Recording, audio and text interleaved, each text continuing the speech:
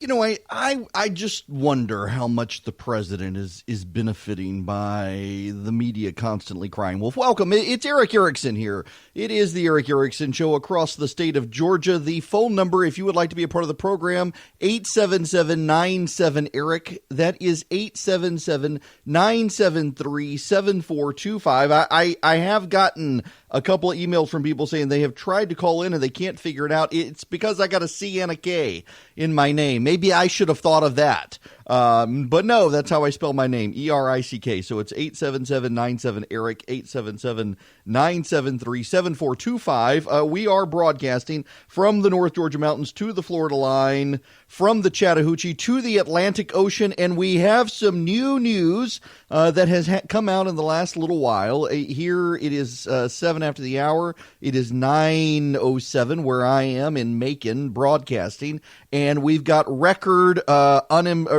employment. Unemployment is at a 50-year low, record 158,269,000 Americans working. This from CNS News. The work week is ending with good news for President Trump as more records were smashed in Friday's report on September unemployment. For the 22nd time since Donald Trump took office, the number of employed Americans reached a record high last month, climbing 319,000 from August's record of 157 million people working, now 158 million people working. At the same time, the number of unemployed Americans set a Trump-era low at 5,769,000. But wait, you say, but wait. How can this be? We have 158 million working, 5.7 million not working, but we have 350 million Americans. Well, you're counting the retired and the children in the total population. This is of working Americans, people within the workforce. So you got to remember how this is calculated. We went over this in the Obama era as well, that there are people who are considered in the workforce. And when you're in the workforce, you are people on unemployment regularly searching for a job, and you're people who have a job. There are people who fall out of the workforce. They give up, decide they're not going to work anymore. They're going to retire, and they're taken out of the work pool. The labor force participation rate is another issue. How many people can work versus how many actually do? Let me delve into the numbers here. The Labor Department's Bureau of Labor Statistics says the economy added 136,000 jobs in September. Employment in healthcare and in professional and business services trended up. In September, the civilian non-institutional population in the United States was 259,638,000. That includes all people 16 and older who do not live in an institution like a prison, a nursing home, or a long-term care population, which essentially means we have 100 million people who do. Wow. I shouldn't say 100 million people who do. We've got maybe, I forget what the numbers are, but this does include people below 16. So people under 16 and people not in a prison, or people in a prison, nursing home, and long-term care don't count in the 259 million. Of the civilian non-institutional population, 164 million were in the labor force, meaning they either had a job or were actively seeking one. That produced a labor force participation rate of 63.2%, the same as it was in August, a Trump-era high. The higher the number, the better. Of the 164 million people in the labor force, 5.7 million were unemployed, which puts it to an all-time low of 3.9. Now, here's the kicker. The unemployment rate for Hispanics has never been this low. Only 3.9% of Hispanic workers in America are unemployed. Among black Americans, the record low of 5.5% in August they're holding steady. 5.5% of black America is unemployed. Among the other major worker groups, the unemployment rate for whites is 3.2%. For adult men, it's 3.2%. For adult women, it's 3.1%. For teenagers, it's 12.5%. For Asian Americans, 2.5%. The change in non-total farm the change in total non-farm payroll was revised up from 159,000 to 166,000. The change for August was revised up by 38,000. With these revisions, employment gains in August and in July were more than previously reported. In September, the average hourly earnings for all employees on private non-farm payrolls dropped 1 cent to $28.09, following an 11-cent rise in August. Over the last 12 months, average hourly earnings have increased 2.9%. This is really good news for the president. Obviously, Democrats are out today saying the president benefited from the Obama economy. What's really going on here is the president is benefiting from the tax cuts. The tax cuts have continued to hold things off. Now, the future shows some warning signs, but the president's in a good place. The future does show, for example, manufacturing in August and September has begun to slow. The manufacturing workforces have declined. What's so interesting, though, is the people leaving manufacturing workforces are either retiring or they're able to get new jobs. And that shows we've got some dynamics in the economy that are still working in the president's favor, even in Rust Belt areas where the president's trying to revitalize those areas. The jobs aren't coming back into Rust Belt industries, but the jobs are coming just in different forms, and that's benefiting the president. The other thing that is notable here is the president is able to have some level of cushion.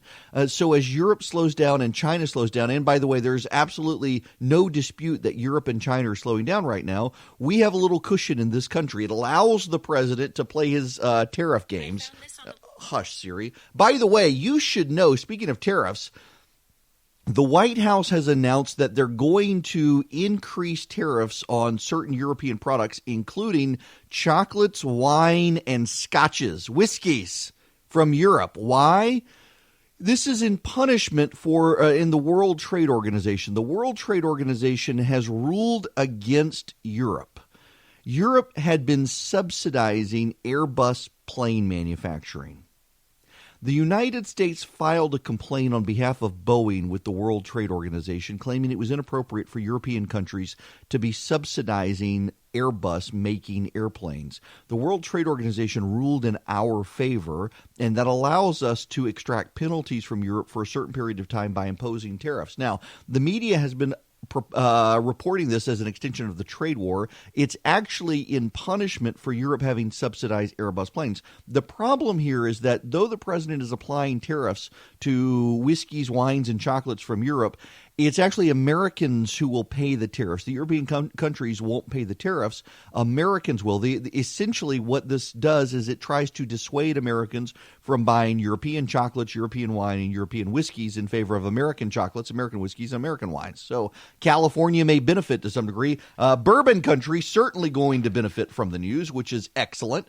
But we've got that issue. You do need to be mindful of that. Now, we need to turn to other news. That's the economic news of the day. I have taken the time to reach out to the Department of Labor here in Georgia, just so you know. In the next hour, I want to spend a little bit of time walking across the map of Georgia, and you can actually see what when the governor says rural Georgia needs to become high-tech, needs to get broadband. We need to figure out how to attract industry to rural Georgia. You can see it in the numbers. I spent a little time breaking those numbers down, and I want to walk you through Georgia unemployment in the next hour and how it looks on the map. National unemployment, though, however, another big takeaway, record low Hispanic unemployment. Black unemployment in this country is at an all-time high. All-time high for Hispanic employment, all-time high for Asian American employment, and just really good news. The best economic news this president could hope to have at a time the media is starting to really get overwhelmed, and the media is really starting to go full in on impeachment. Now, I got to ask you a question. By the way, as we do this, I want to play this audio real quick. This is from the CEO of Salesforce. You will recall Salesforce, the head of sales. So let me explain to you who have no idea what Salesforce is. You encounter Salesforce on a daily basis and you do not even know it. Salesforce is the back end of many systems many corporations use called customer relations management software. If you get an email from, let's say, so I bought a new Yukon from Jim Ellis in Atlanta a while back. And I get emails now from Jim Ellis wanting to check in, wanting to make sure I've got my oil change, wanting me to know that I got a coupon for a tire, rotate and balance. Well, this is a GM system, but GM runs its system on top of Salesforce, where Salesforce is essentially a big database where you can draw in all the people who purchase products from you or interact with you on social media even, or like you on Facebook. You can get their contact information, and you can reach out to them. You can reach out to them on Facebook, Twitter. You can reach out to them by email. You can gauge their responses. If they've opened the email, you'll be able to track it. If they've replied, you'll be able to track it, and things like that. And so all these systems work on top of Salesforce.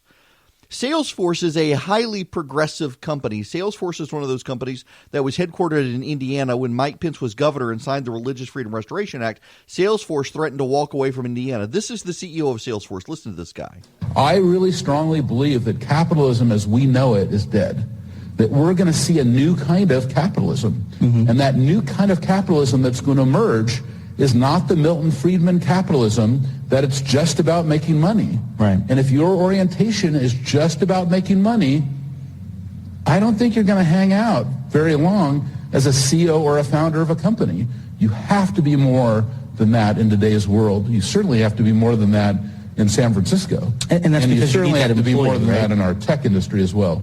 Now, what he's essentially talking about is you've got to be more social justice oriented. You've got to there's nothing wrong with major corporations involving themselves in the community. The problem is they're steering more and more to the left. And in steering more and more to the left and embracing social justice, one of the ironies is they are embracing policies that then hurt their business. They're essentially being hijacked by social justice warriors. So, for example, let's take Target. No. Better example, more recent example, Dick's Sporting Goods. Dick's not only decided to stop selling guns in their stores, but Dick's then hired lobbyists to try to get laws passed in Washington to prohibit other competitors of Dick's from selling guns in their stores. And what did customers do? Customers stopped shopping at Dick's. My wife would rather crawl across broken glass with snakes on her back to go somewhere else. She does not shop at Dick's. She refuses to shop at Dick's after the CEO went after gun owners. And Dick's had a massive decline in sales. Target, I brought up Target. Remember, Target decided they would have transgender bathrooms. They would allow transgender people into bathrooms, and people stopped shopping at Target. They didn't want to take their kids in there. And so Target had to spend a lot of money and buy unisex bathrooms, single-stall unisex bathrooms. They had to build them, not buy them, for people to go in, and it cost them money. Corporate wokeness undermines corporate profitability. And this Salesforce CEO guy is essentially saying that they're going to have to go woke if they want to stay in business. Well, if you live in San Francisco, yeah, maybe so. But I do think the biggest danger to the economy right now, beyond the tariffs, I do think the tariffs are economically dangerous for the president long term. Beyond that, I genuinely think that corporate wokeness is going to do in corporations. We're seeing this around the country. Corporations embracing leftist policies. I mean, for harassing Christians, you name it. And we're going to see this. Apple Computer. I've got a story when we come back about Apple. Apple is helping the Chinese communists persecute dissidents in Hong Kong because, well, there's essentially been, dare I say, shanghaied by China. They've been hijacked by China. They can't afford to upset their Chinese communist patrons. And so now they're allowing the Chinese to go after Hong Kong dissidents. We'll discuss that when we come back. That's right. Yes, you can. And I hope that you will give a try this weekend. If you signed up for the recipe yesterday, the barbecue brisket po' boy, barbecue beef po' boy. I got to make that this weekend too. I really need to make that. Okay. Let's not get distracted by that. I want to tell you, by the way, while I'm talking about corporations, this hour is sponsored by First Liberty Building and Loan here in Georgia. Now, if you're listening nationwide and you are involved in capital acquisition for a small or medium-sized business, First Liberty, they may be here in Georgia, but they operate nationwide, and they can help you get access to capital to grow your business. If you're a small or medium-sized business, you want to be a big business, you need access to capital. You're probably going to go through a bank and a bureaucracy from a bank that is scared to lend anybody money these days. First Liberty of Georgia, good Christian family runs them, the Frost family. They're dear friends of mine. They have helped me get this off the ground. Frankly, going to them helps this show. So go to firstlibertyga.com, tell them I sent you, and help your business start growing. This hour is sponsored by First Liberty of Georgia.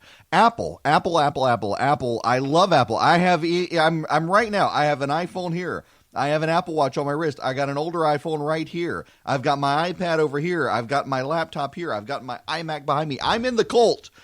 And so I feel really, really dirty right now. I don't like Windows machines. When I was a kid, I grew up in Dubai, and we had Apple IIe's, and then we had the 2C, and then the 2E. I started on a computer in 1981 in first grade. I started on computers. So we had the 2E, and then we had the 2GS, which I still to this day love. Then we had the Macs, and when I got into high school, we moved back. I was the only kid in school, just for a perspective of how I grew up. I realized I grew up very uniquely. I've still been in more countries than states. I was the only kid in my school growing up who did not have a computer. And when I moved back to Louisiana, we moved back to rural Louisiana when I was in 10th grade, and my parents finally decided to get me a computer. I wanted a Mac, but Macs were like $10,000. They were insane, at least the Mac I wanted. I wanted the 2CI. And my parents got me a Windows PC. At the time, it was DOS. It was Windows 3.1 big. We were headed into Windows 95 soon, but it was Windows 3.1. It was DOS, MS-DOS, and I went from being the only kid in my school without a computer to being the only kid in my school with a computer in rural Louisiana. And man, it was top of the line. It was 33 megahertz. It had a 60 megabyte hard drive in it. I mean, it was just, megabytes and megahertz, not gigahertz. Yeah. Crazy at the time. It had a modem in it. I mean, I could dial into bulletin board services and get library resources. It was crazy. Man, it was so primitive. And it had a flaw in it in that it would not turn on unless you pounded it with your fist right over the power button. You had to whack it with your fist for it to turn on. Nonetheless, I swore when I got to college and I made money, I would start buying Apple stuff. And here I am. Apple now makes everything in China, in Shenzhen, in that area. And Apple has deleted from its app store a app that allows people in Hong Kong to see where the protesters are, see where the police are, and see where tear gas has been sprayed so they can avoid the area. And Apple says that violates the law in China, and they've deleted the app. It was an app being used by the protesters to avoid getting arrested and to avoid the tear gas zones. And Apple has pulled it. They are helping the communist Chinese. They're not admitting it, but it seems pretty clear the Chi-Coms complained, and Apple yanked the app. This is Facebook gets a very bad rap. In Washington, D.C. and elsewhere, Facebook gets a bad rap. The difference between Facebook and Google is that Facebook, you don't really have to use it if you get online. You can go your entire day without using Facebook. Although, if you're watching the show anywhere around the country right now, I'm streaming live on Facebook. I like Facebook, and I'm not a huge Facebook user. It is a great way for me to interact with my family, but it's just one more thing in my life. That being said, unlike Apple, a company I dearly love, whose products I use, Facebook doesn't operate in China. Because Apple is willing to surrender data of people in China to the Chinese Communist authorities, and Facebook isn't willing to do that. Think about that for a minute. Facebook, I think, intuitively understands that China would be able to use the data to find patterns of people that would suggest, for example, they're Christians, and go round up the Christians. Apple lets China have access to that data. And Apple is always portrayed as, of course Apple is portrayed as that because Tim Cook is woke CEO who goes around filing amicus briefs in the Supreme Court and LGBTQ issues and the like, but they're the ones helping the communist Chinese, not Facebook. When people are worried about invasion of privacy, think about it from that aspect and then wonder, maybe we should reconsider some things. Welcome. It is Eric Erickson here. The Eric Erickson Show. Phone lines are actually now open. You can call in if you want to be a part of the program. 877-97-ERIC, 877-973-7425. Let me say that again. Man, did I screw that up with the 877-973-7425. I actually am curious what it would take for you to support impeaching the president. Is there any line that could be crossed short of murder? I want to discuss this for a moment. Before I do, want to remind you, First Liberty Georgia is the sponsor for this hour, firstlibertyga.com. If you got a business, you want to grow your business, you need access to capital, avoid the banks, go to firstlibertyga.com and tell them I sent you. I am going to replay this video. I am going to replay the video because I need to make a point to you. You may be tired of this video. I'm not actually tired of this video. I could play this video every day to make this purpose. Here's the thing. I wonder how much the president is benefiting from the media crying wolf for so long. This is audio. It's actually video, but I'm playing you the audio from the video of the media conversations beginning February 1st, 2017 and running through February of 2019. Breaking news. A bombshell. Today is a turning point. Today was historically bad for President Trump. Today was a turning point. A turning point. We're at a turning point here. The beginning of the end for the Trump presidency. We have another bombshell. Mike Pence might have to assume the office of the presidency. Rumblings of the word impeachment. Breaking news. Another bombshell out of the White House. I believe this is the beginning of the end. I do too. It's really the beginning of the end. He may be feeling the walls closing in on him. All the walls closing in on him. The walls closing in on him. Breaking news, a new bombshell. One astrologer says this means the beginning of the end for President Donald Trump. Trump will resign. Trump is going to resign. Is this the tipping point? I know we've said it over and over. You think this is a tipping point? And over and over. This is a tipping point. And over and over. Breaking news, President Trump off the rails. It was the beginning of the end today. The beginning of the end. Breaking news tonight, new bombshell. This is the beginning of the end. The beginning of the end. The walls are closing in. The walls closing in. The walls closing in. Breaking overnight bombshell. This is a very dramatic day, and I think it might be near a tipping point. Do you think this is a tipping point? December 1st, 2017, you can mark it down. This is the day that everything changed. The beginning of the end? Beginning of the end. The beginning of the end. The beginning of the end. The beginning of the... We begin tonight with a bombshell. Donald Trump is in a lot of trouble. Trump is in trouble. The president will resign. Another hour, another bombshell. This is a tipping point. Trump's going down. This president could be impeached. Resignation. I don't think this president is going to serve out his term. Mr. Trump will not serve out his term. He will not serve out his term. No way, no how. Breaking news. Absolute bombshell. Donald Trump is not. He's done. And it's over. It's over. The walls closing in. The walls closing in. This is going to be the Achilles heel. Breaking news tonight. I expect Trump to depart. This week will be the watershed week. Trump is in big trouble. Trump's in a lot of trouble. It's a sign of a terrified old man who feels the walls Closing in. The walls are increasingly Closing in on him. Tonight, the walls are closing in. today changed everything. This is the beginning of the end. Today, the biggest Tipping point for the Trump administration. What a historic day. The bombshells. He's underwater. He feels The walls closing in. turning point. we may be at a tipping point. It's the beginning of The end. The beginning Of the end? Another bombshell. Bombshell. Bombshell. Bombshell. Bombshell. Bombshell. Bombshell. This is a bombshell. It is. Okay, so I got a legit question. How much is the president benefiting from the media crying wolf? Y'all remember the story of the boy who cried wolf, I assume. A little boy in a field is bored. He's tending the sheep. He decides he needs some excitement in his life, and so he runs into the town screaming, "There's a wolf! There's a wolf! There's a wolf!" And the men of the town gather their armaments and their torches, their batons and their guns and their pitchforks, and they run off to attack the wolf because they know the town livelihood, it depends on these sheep, and they gotta save the sheep. The little boy tending the sheep for his family, it's a community effort. They go out to find the wolf, and the little boy just falls out laughing. There is no wolf.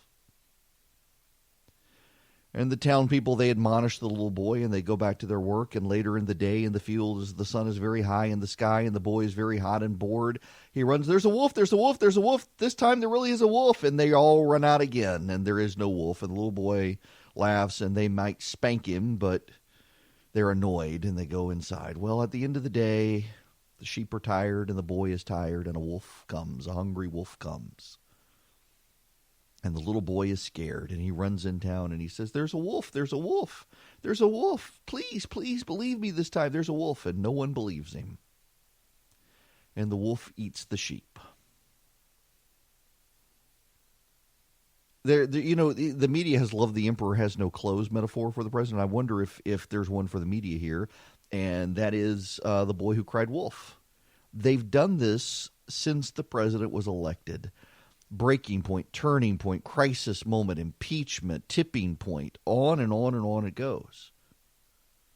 At some point, the public gets tired of it, but there's more to it than that.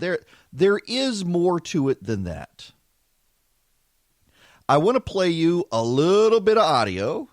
Let's listen to Alexandria Ocasio-Cortez and some of her exchanges. I'm not going to play the one about the woman who believes we need to eat babies. I don't know if you heard this yet. Actually, maybe I should play this if I can find it. A woman last night at the Alexandria Ocasio-Cortez event showed up and claimed that one of the things we need to do is we need to eat babies. That's right. We need to eat babies.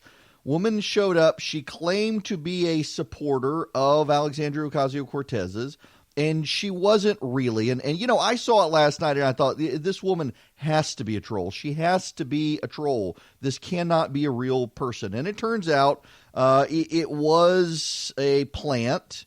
It was a LaRouche activist, a LaRouche activist. Lyndon LaRouche was one of the original conspiracy theorists.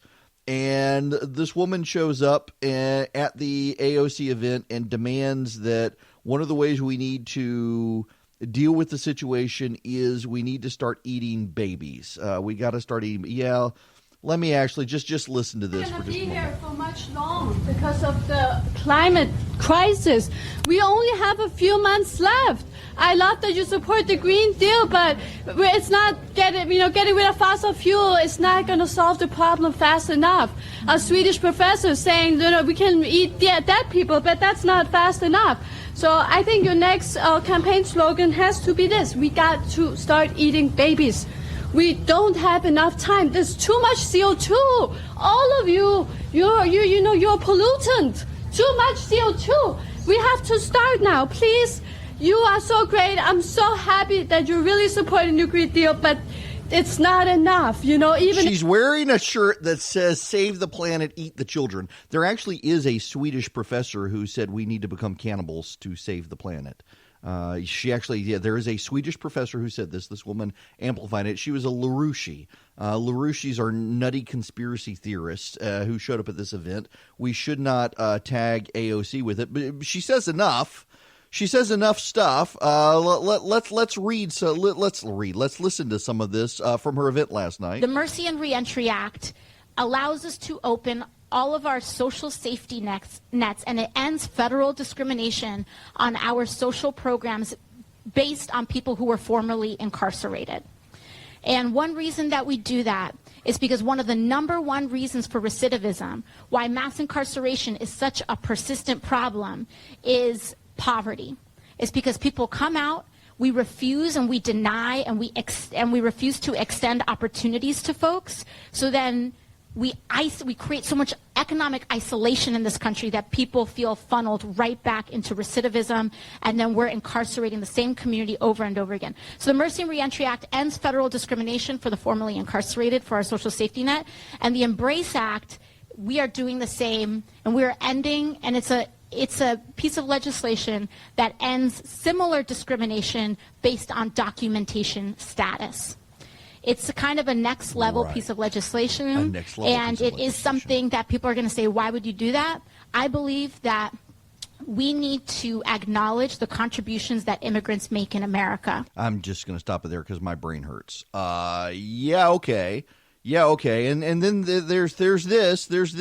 When it comes to the Green New Deal, people are like, and of course they come from this zero-sum mentality. We're going to take away your hamburgers. We're going to take away your airplanes. We're going to take away all of these things.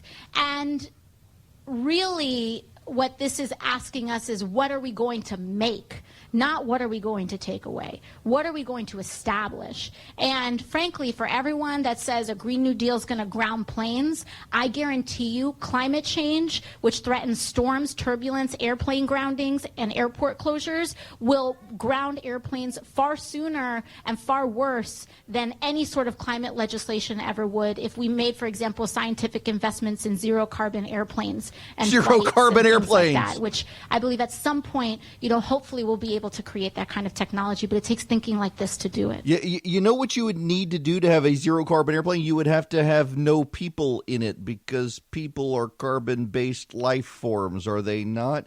So we've got the media refuses to give a pass, or always gives a pass to this stuff, and always amplifies every single thing about the administration.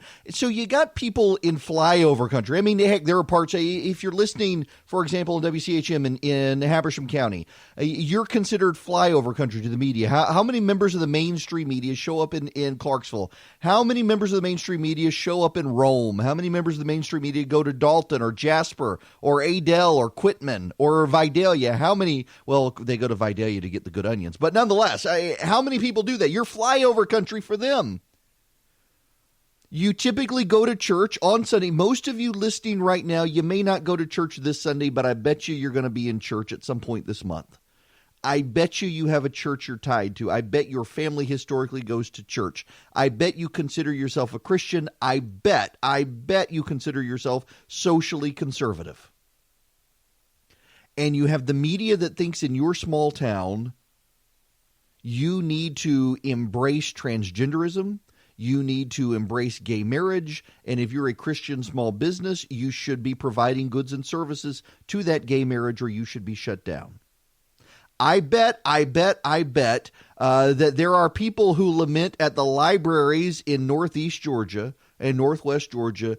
It is a sad disservice to the community that there are no drag queen story time hours at the local library. I bet you work at the local coal-burning power plant, you understand that they want to put you out of business and put you out of the workforce.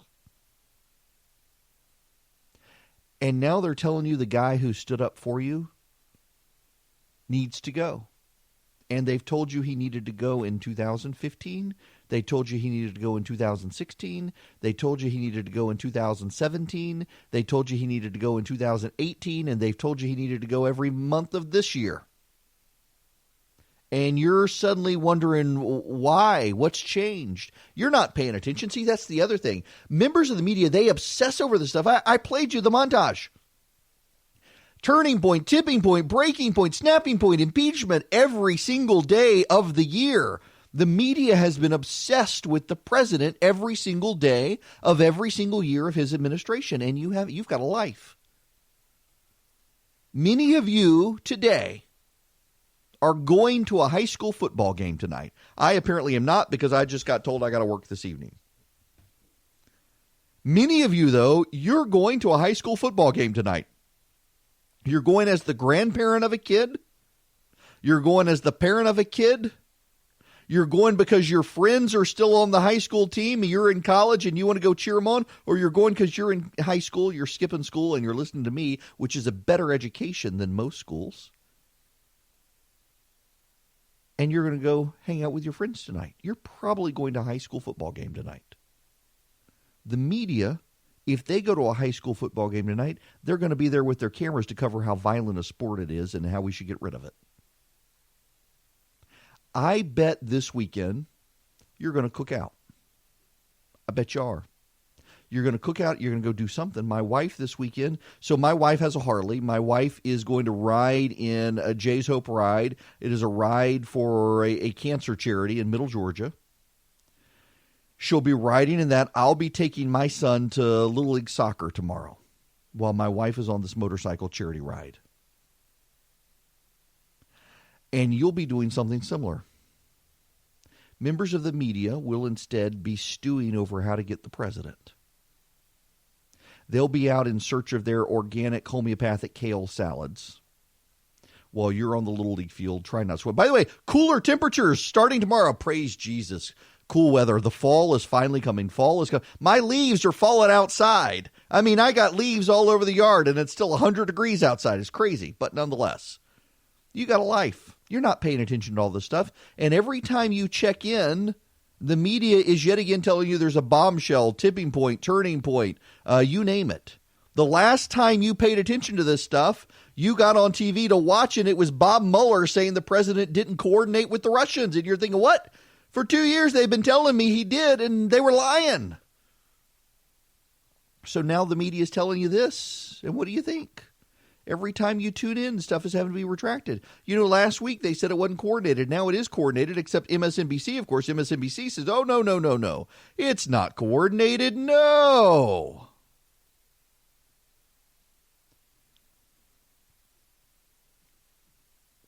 You look at this stuff and you think, I'm not being told the truth by these guys. And I got problems with him, but he's on my side and they're out to get me. So and the moral of the story is I think they've raised the bar very high. If you're in politics and you pay attention to this all the time, and you can be a high-minded pundit who cares about your principles, you can look at all this stuff and you can say, by God, this guy needs to go. If you're working in a coal plant in Georgia, a coal power plant, you're thinking, this guy's keeping me in a job. They want to put me out of a job. I'll excuse a lot before I throw him out of office. There is a vast disconnect in the media right now. It's one thing for a pundit to say this is bad, the president broke the law or the president abused his office and he should be impeached. But try telling that to real-world Americans who for the last couple of years have become assured by the media that the left is out to get them.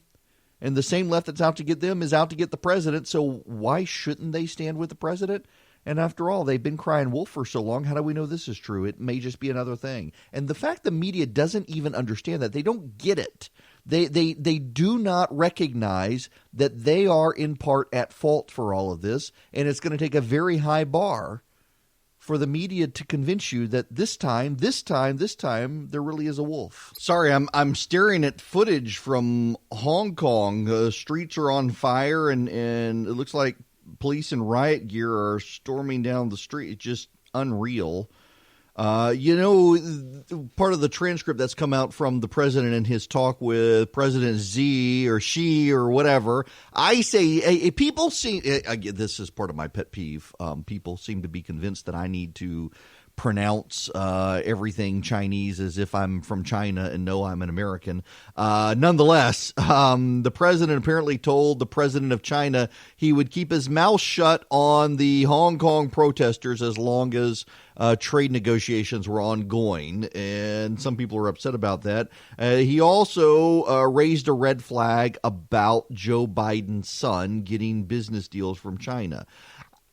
You know what? I'll spend a little more time on that later because I do have some thoughts on that, and I think the president has a case to make. I want to mention something here. A dear friend of mine is leaving the Trump administration. Rick Perry, the Secretary of Energy. He's not gone yet. He's signaling he will depart in November, and I am a big fan of Rick Perry's.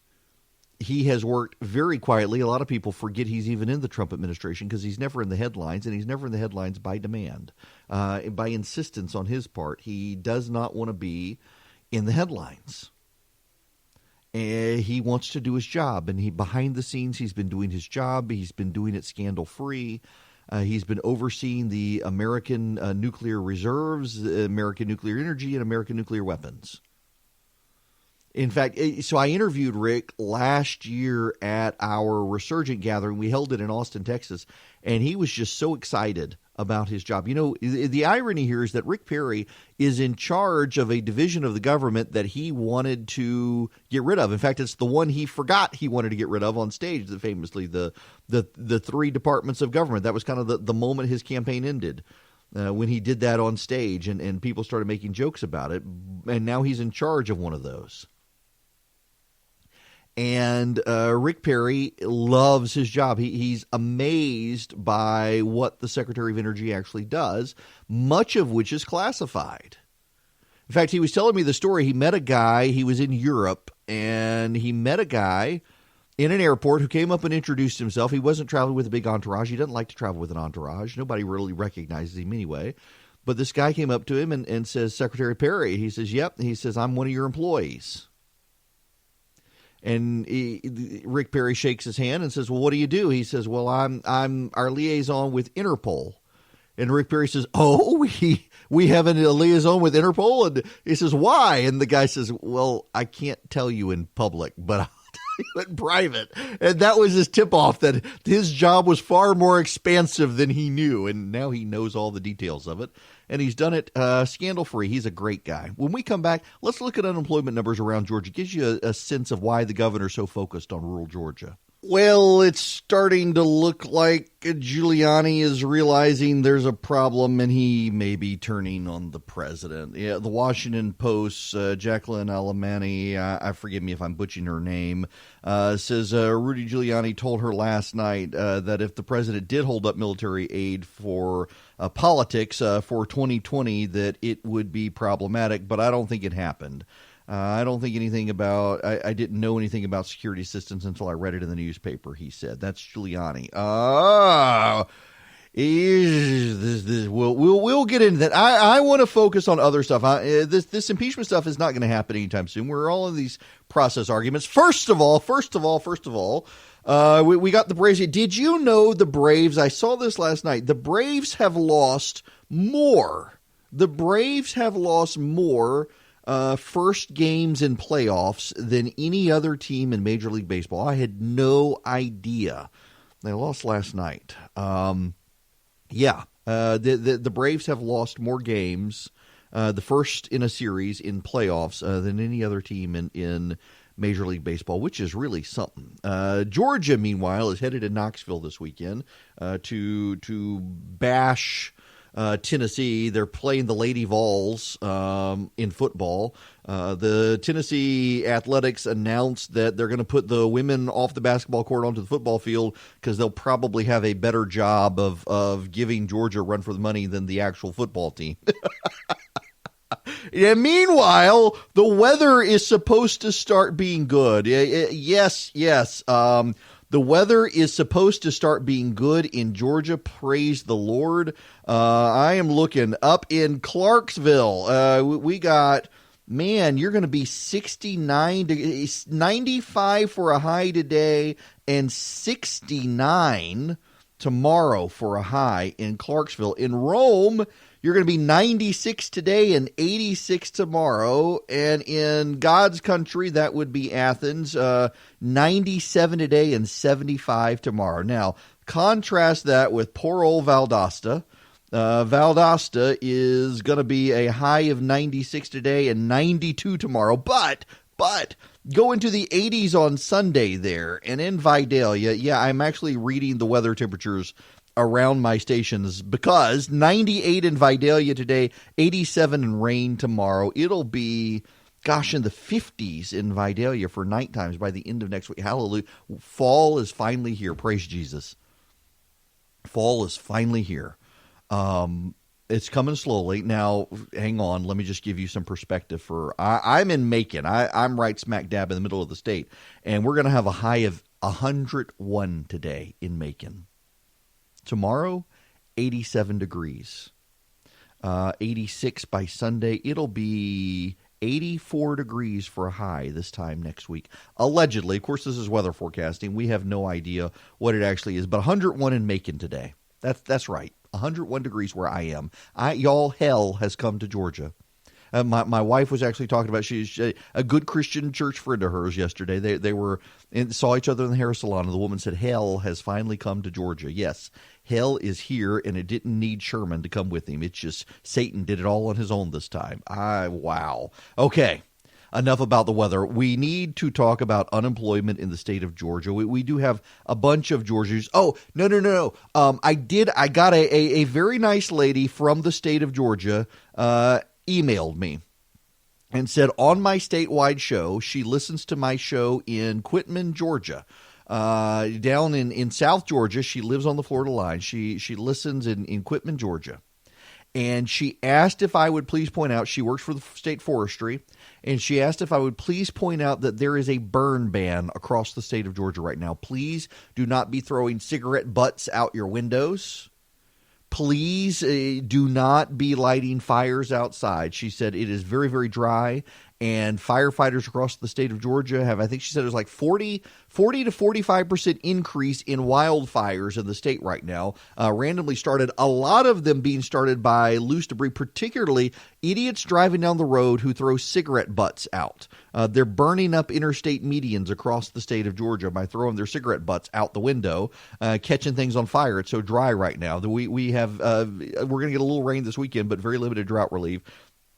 Anyway, Sally in Quitman, who works for the State Forestry Commission, said to please ask everyone, since I'm statewide, to don't throw your cigarette butts out the window. Now, that being said, let's get into state unemployment. Habersham County. Those of you up in Habersham County, I want you to know that you are doing quite well. In fact, the Georgia Mountain region, the state divides up the Georgia region into 12 geographic areas. And the Georgia Mountain region includes Banks, Dawson, Forsyth, Franklin, Habersham, Hall, Hart, Lumpkin, Rabun, Stevens, Towns, Union, and White counties. The Georgia Mountain region. So for Forsyth County's in there, interestingly, Forsyth County's in there, not the Atlanta area. But Banks and Dawson, Franklin, Habersham, Hall, Hart, Lumpkin, Rabun, Stevens, Towns, Union, and White counties. And your unemployment rate is 3.1%. The Georgia region, the Georgia Mountain region, has the lowest unemployment in the state.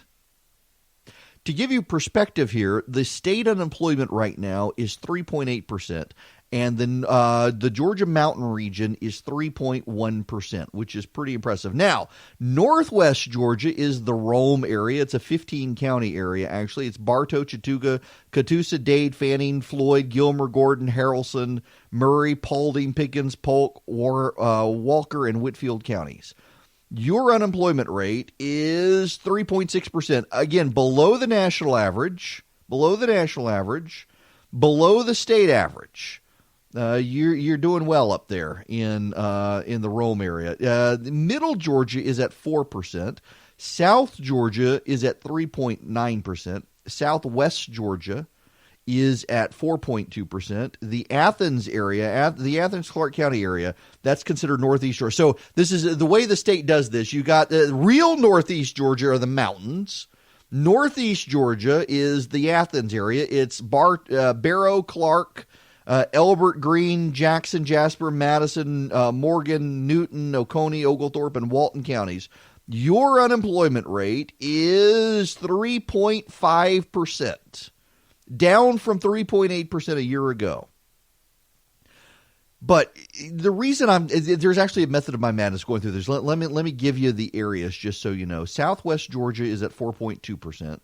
That's Baker, Calhoun, Colquitt, Decatur, Daugherty, Early. Notice I said Daugherty instead of Doherty. Early, Grady, Lee, Miller, Mitchell, Seminole, Terrell, Thomas, and Worth counties. The Three Rivers area, that's the area where you got parts of the Ocmulgee, you got parts of the Flint, you got parts of the Chattahoochee flowing through those areas. That's Chattahoochee, Clay, Christ, Dooley, Harris, Macon, Marion, Muskogee, Quitman, Randolph, Sly, Stewart, Sumter, Talbot, Taylor, and Webster counties. That is if you're south of I-20 and you're south of the LaGrange area, essentially, although LaGrange is kind of in there, you've got that area in there around the Muskogee area, the Columbus area, headed over towards Thomaston, that area, down to just above Dougherty County. The reason I'm pointing this out, let me do the last one, and you'll understand why. The River Valley, not the River Valley area, it is the Heart of Georgia. The Heart of Georgia area is southeast Georgia. That's Waycross, that's Douglas, that's Eastman. That area is at 5.1%. Now, the reason I wanted to break this down like this, the reason I wanted to kind of divide this up is the North Georgia area, the Habersham County area wrapped around Forsyth County, Lumpkin County, over and down into the Floyd County, the Barrow County, that area. The arc around North Atlanta, all the way over to the South Carolina line, gets a lot of attention from our politicians because that area has gotten a lot of population growth. I mean, just the development, head up towards Clayton, Georgia, head up Lake Rabun, see that area up there and how it has grown, see the north of Lake Lanier area, the Gainesville area and north, and see how it has grown. And you've got a lot of people who either they commute into more urban areas or they are able to work up there. Some of them, frankly, commute up to North Carolina and South Carolina. You got a lot of people now who live in northeast Georgia who commute into South Carolina for work. And that area economically is doing the best in the state. The northeast mountains in Georgia is the best area in the state. And we have a lot of politicians, as the population has grown up there. It's still considered rural Georgia technically, but it's got more seats in the state legislature than, for example, southeast Georgia. So it gets a lot of attention, and of course Windstream is hot garbage up there, and so it gets a lot of attention from state leaders on broadband. It's got focus. But then you get down into southeast Georgia, and the southeast Georgia actually has the worst employment in the state right now. Southeast Georgia is above the Southeast Georgia is above the national average and is above the state average and is above all the rest of Georgia. It has some serious problems in unemployment. It is at 5% unemployment. That area in South Georgia they call it the Heart of Georgia area. It's Appling County, it's Bleckley County, it's Chandler County, it's Dodge County, Emmanuel, Evans, Jeff Davis, Johnson, Lawrence, Montgomery, Tattnall, Telfair, Toombs, Trutland, Wayne, Wheeler, and Wilcox counties. Those areas of Georgia have been very hard hit agriculturally. They're in a drought right now. A lot of them have moved to subsistence farming. They are rural areas. They are predominantly black areas in the state. They are areas, interestingly enough, that went for Brian Kemp. Brian Kemp did very well in the election in 2018. I'm pulling up the statewide results just so everybody gets a sense of this. They are counties that Brian Kemp is really committed to. And they are counties where people are on hard times. And they are counties that are isolated to a degree because those counties are areas where there is no major airport. If you're in, for example, Dodge County, Georgia, if you're in Eastman, Georgia, my wife, as a matter of fact, wants to ride her motorcycle down there. The Leatherman is a motorcycle outfit down there. But if you're in Eastman, Georgia, that is, I'm in Macon, and it's an hour and 15 minutes from me in Macon to get to Eastman. If you're in Eastman, where's the nearest airport that you can get to get a major flight? You've got to drive 2.5 hours to Savannah. You got to drive 2.5 hours to Atlanta. You got to drive 3-4 hours to Jacksonville.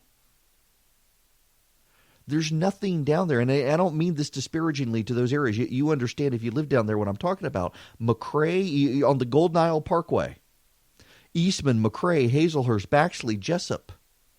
Go down to Douglas, Fitzgerald, Abbeville. You got a big prison in Abbeville. Take Hawkinsville.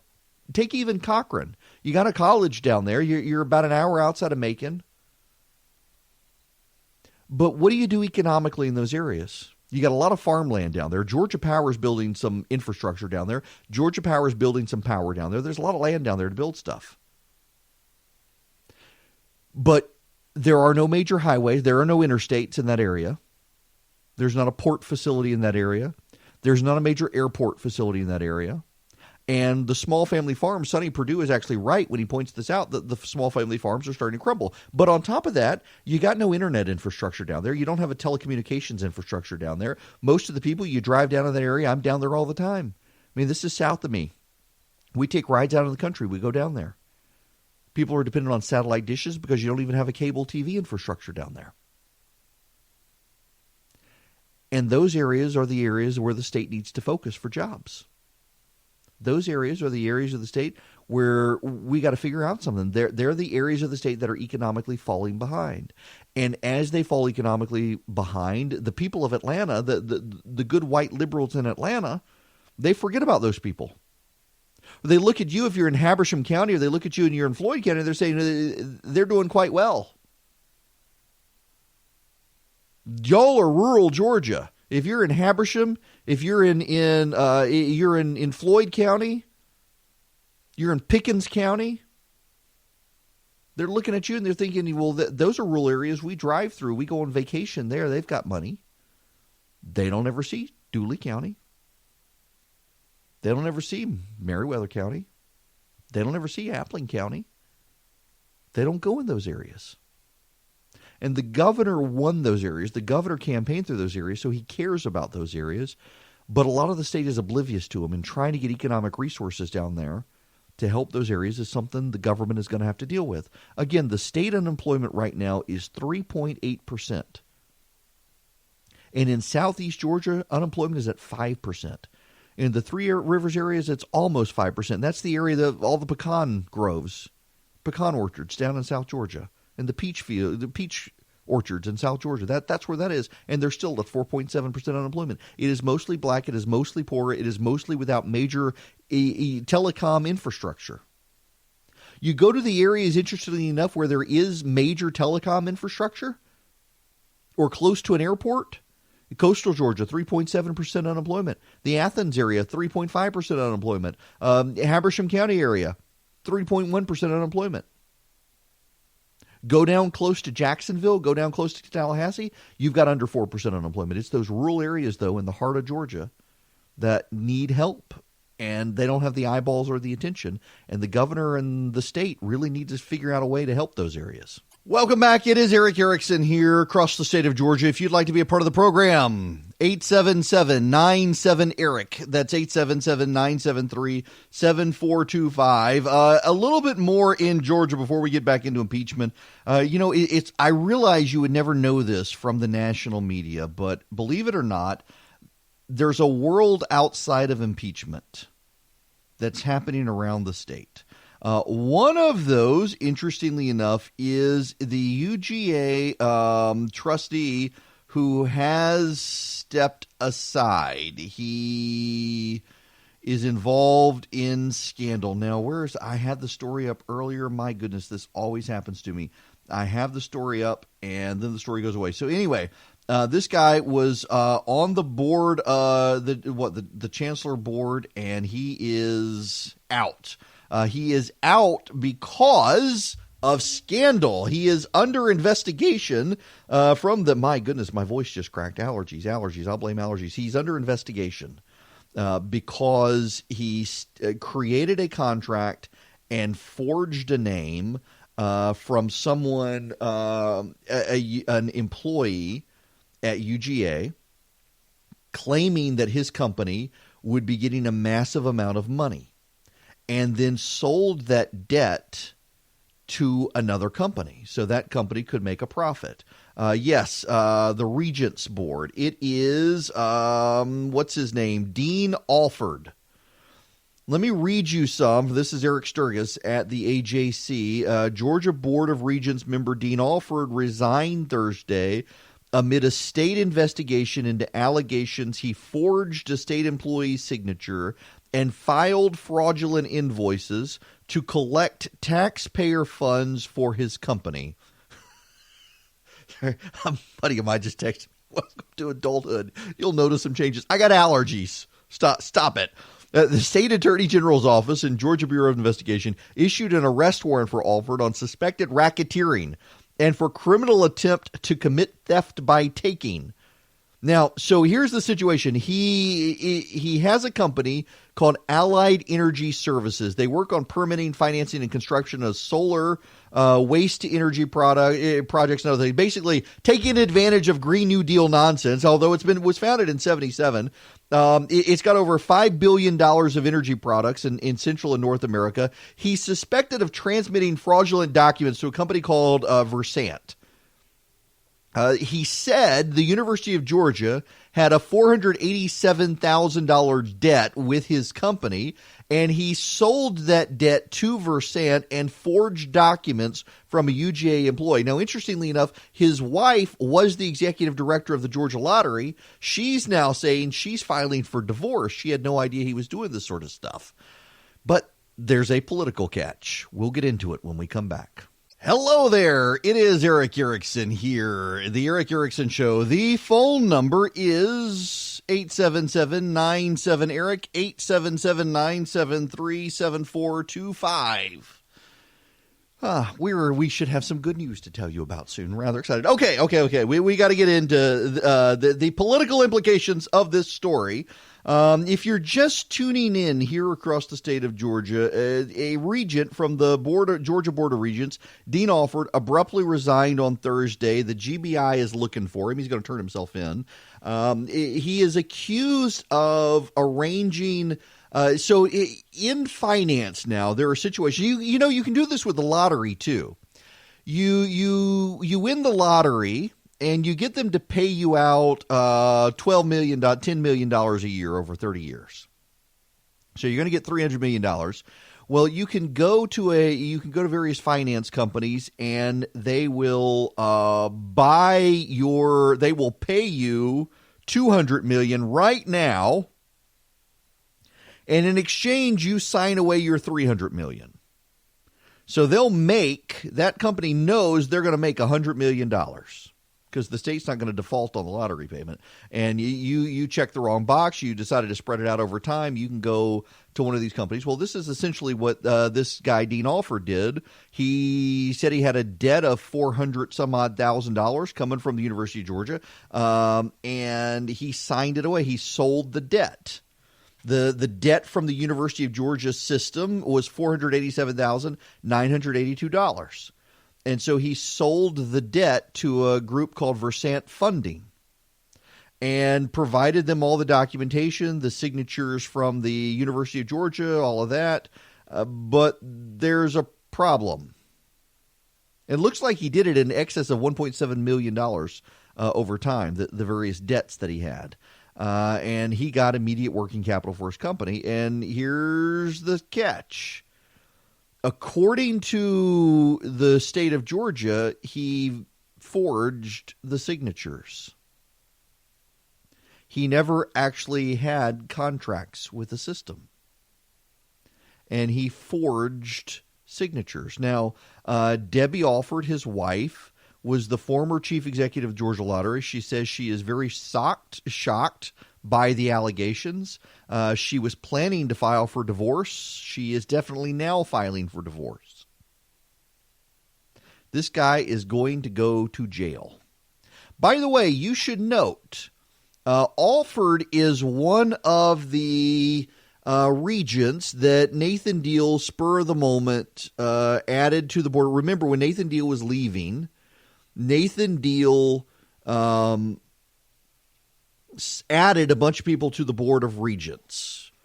basically preventing Brian Kemp from adding people to the Board of Regents. Nathan Deal stacked the Board of Regents on his way out the door, and Jeff Duncan actually blocked those appointments. And the reason Jeff Duncan blocked those appointments was because the governor's office, Governor Deal's office, transmitted the notice to Jeff Duncan.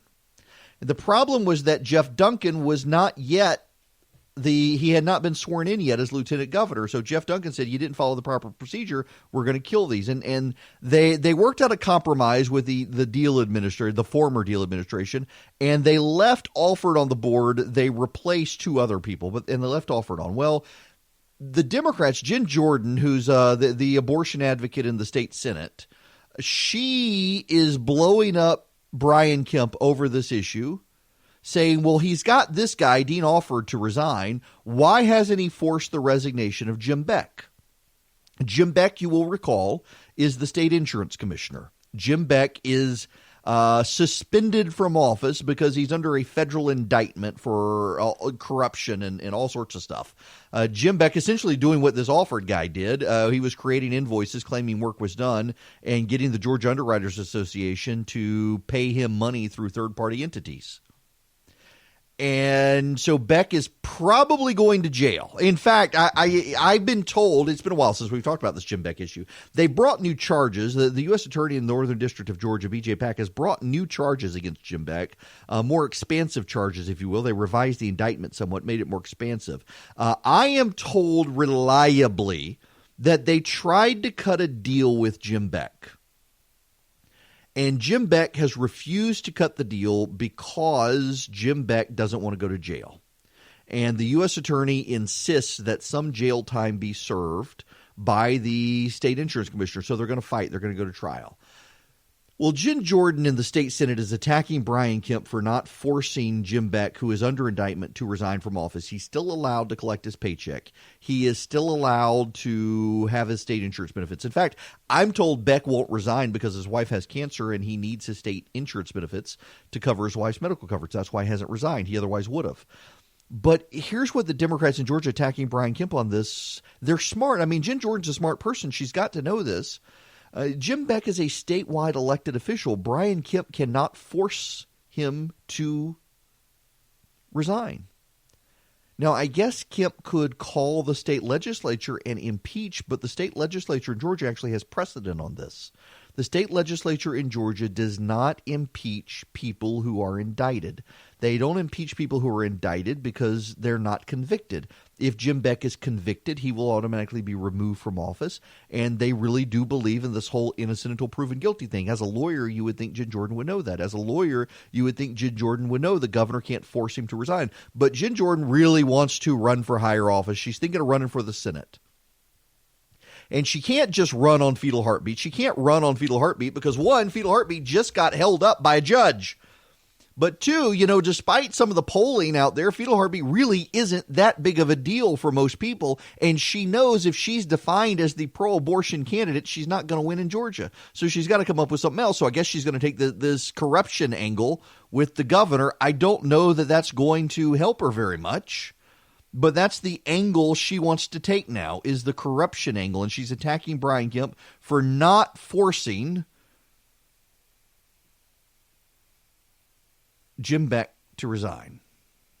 And I don't think that's going to help her. But it really is worth calling her out. Seriously, it's worth calling this out to attack the governor for not doing something that he has no power of doing. But that's the way the Democrats play these days. So it's worth calling him out. Meanwhile, in other state news, we don't need to belabor all of that. In other state news, Jack Kingston, who represented Savannah, he has filed his paperwork to run for the U.S. Senate seat of Johnny Isakson.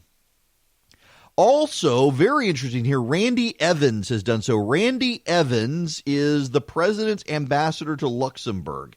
Very influential Republican, served on the Republican National Committee, has been very helpful in Georgia redistricting and other fights. Randy Evans has also filed his paperwork for the Senate.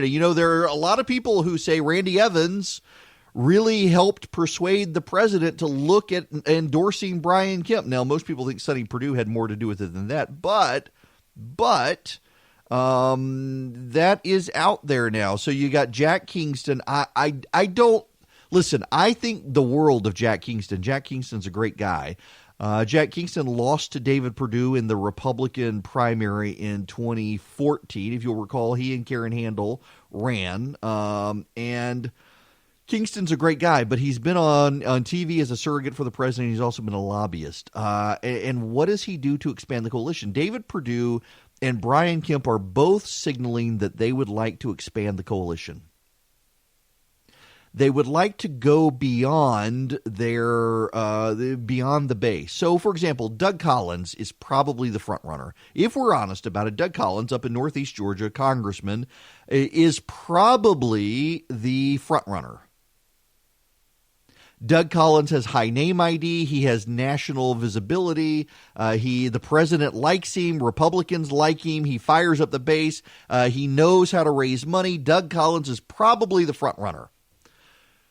No disrespect at all intended to Doug Collins, who I love. We have him on this program a lot. I think one of the things that Doug Collins has to answer is David Perdue and Brian Kemp are both saying they would love to expand the base.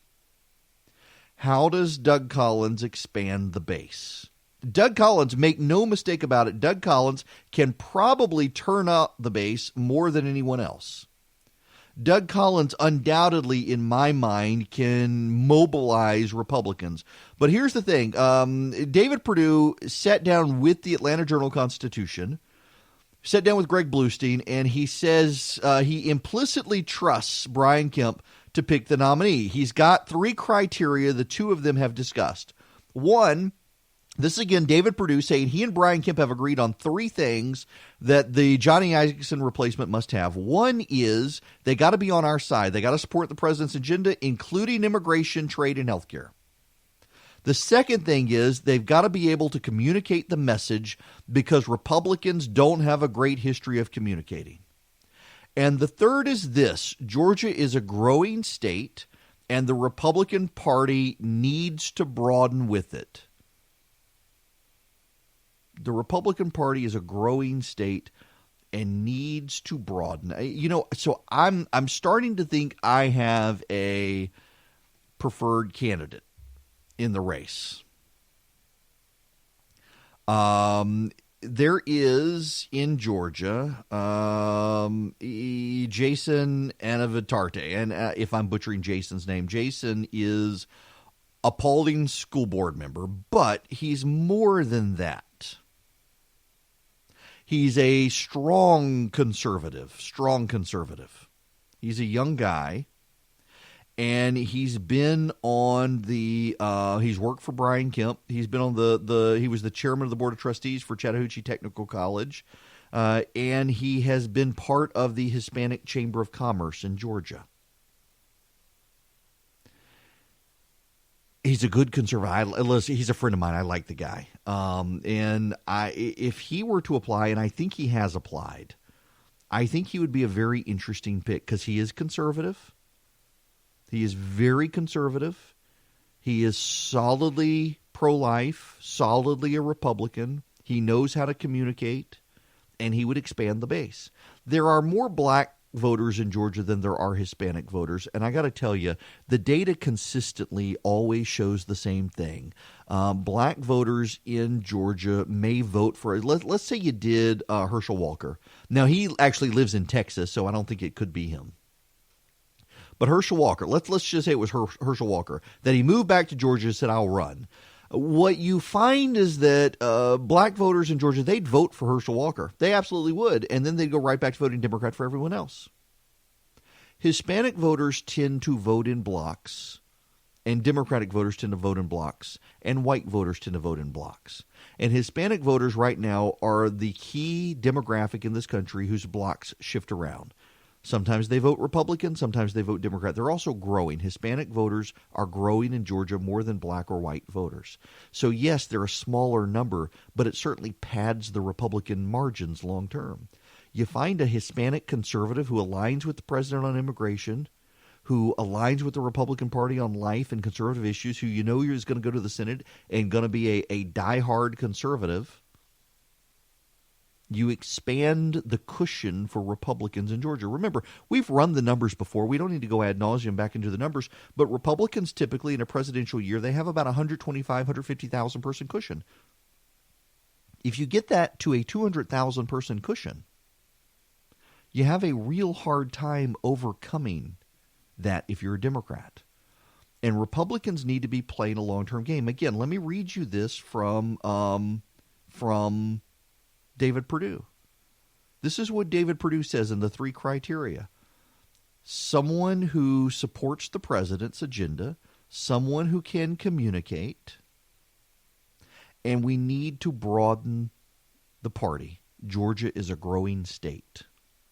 I think you broaden the party. A lot of people are saying we need a woman, we need a woman, we need a woman. You know, if married women still vote Republican. It's single women who are the problem. And as single women grow in Georgia, the Democrats get an advantage. You're not going to bring a bunch of single women into the Republican Party, and married women are already there.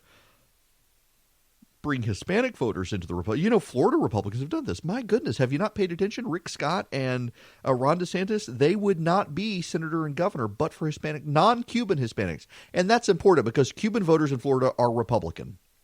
They've always been Republican for historic reasons. Cubans vote Republican, but non-Cuban Hispanics in Florida don't. Non-Cuban Hispanics in Florida tend to be Democrat.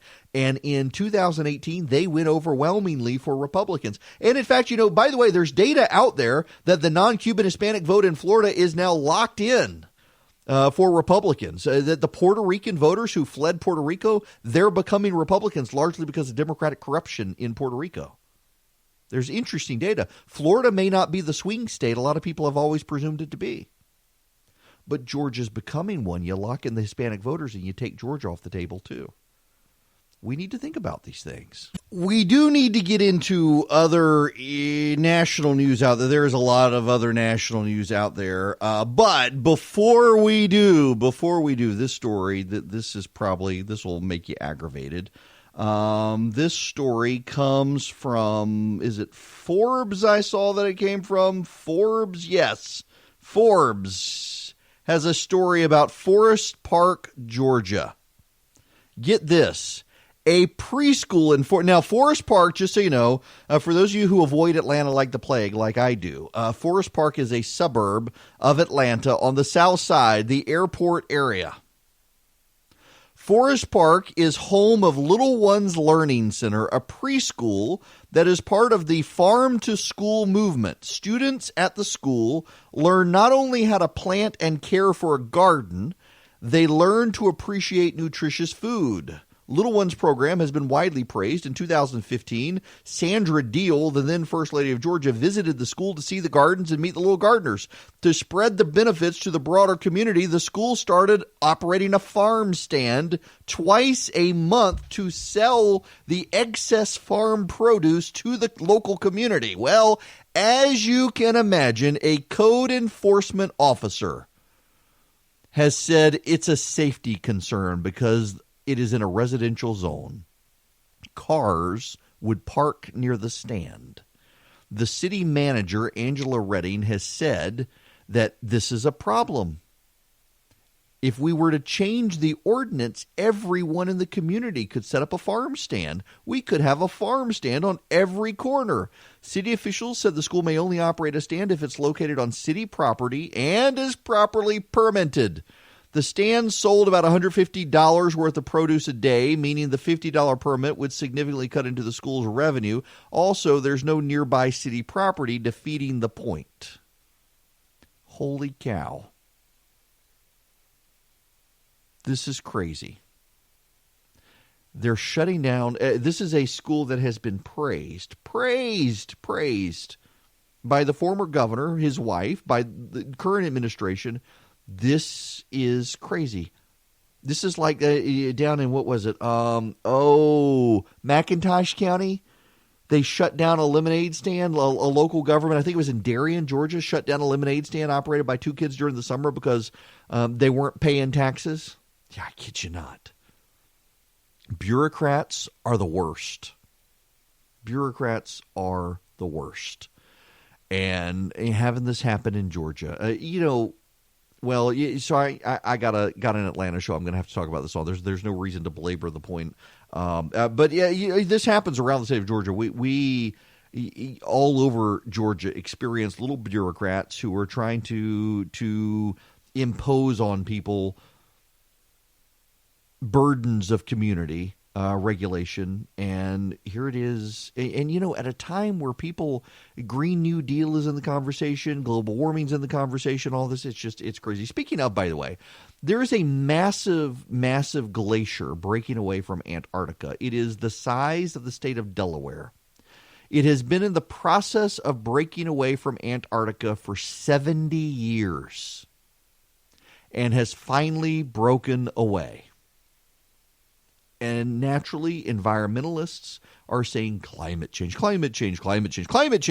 It's climate change. It's all climate change. Actually,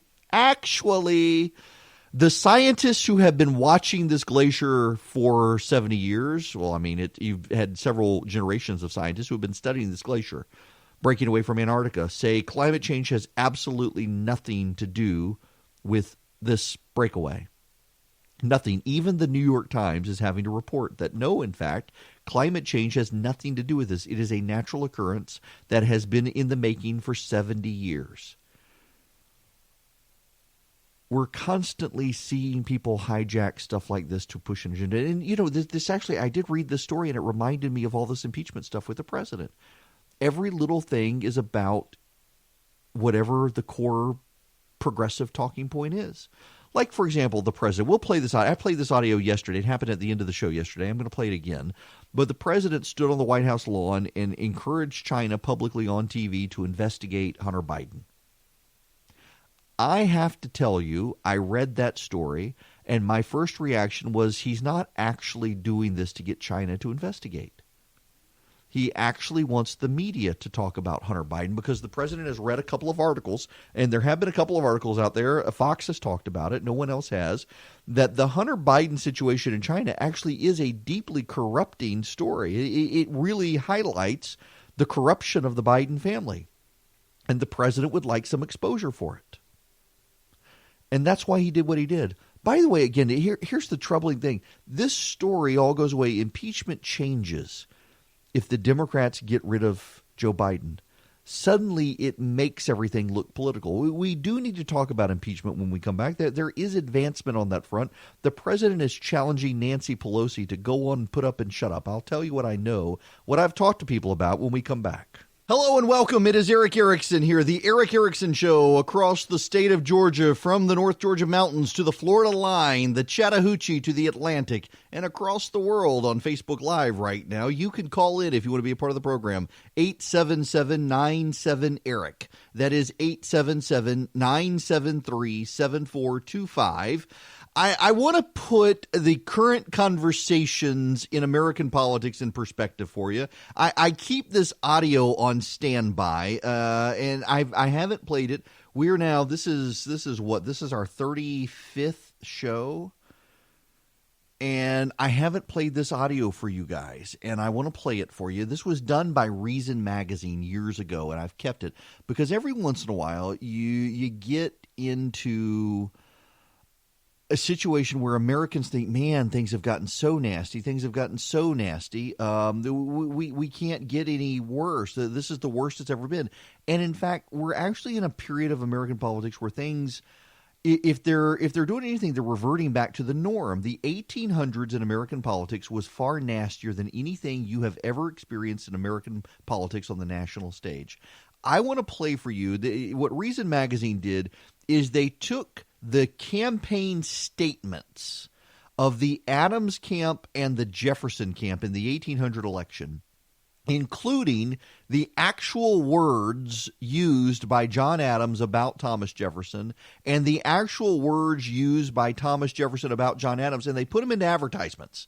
They actually turned them into advertisements, campaign ads, as if this is what would have been broadcast by these campaigns. Again, These are the actual words used by the Adams and Jefferson campaigns against each other in 1800 to give you a perspective of how civil our current American politics is. Here's the Adams campaign words against Thomas Jefferson, including the actual statements made by John Adams about Thomas Jefferson. If Thomas Jefferson wins, murder, robbery, rape, adultery, and incest will be openly taught and practiced. The air will be rent with the cries of the distressed. The soil will be soaked with blood and the nation black with crimes. Are you prepared to see your dwellings in flames, female chastity violated, children writhing on a pike?